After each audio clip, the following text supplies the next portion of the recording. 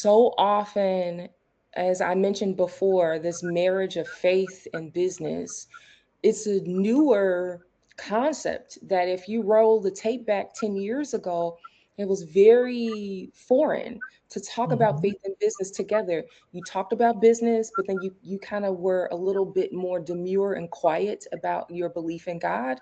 And I just didn't see that. The Lord wasn't showing me that.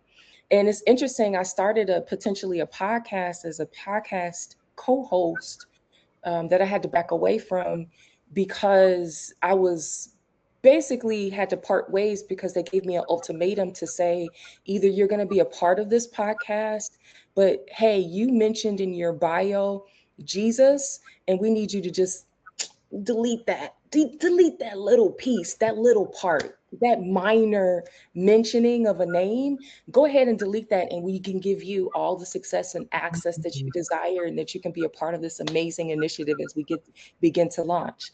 And so it's interesting how I was presented those kinds of opportunities, but I had to denounce who I was. Mhm. And I was creating a platform through Global Worlds where I'm no longer denouncing who I am.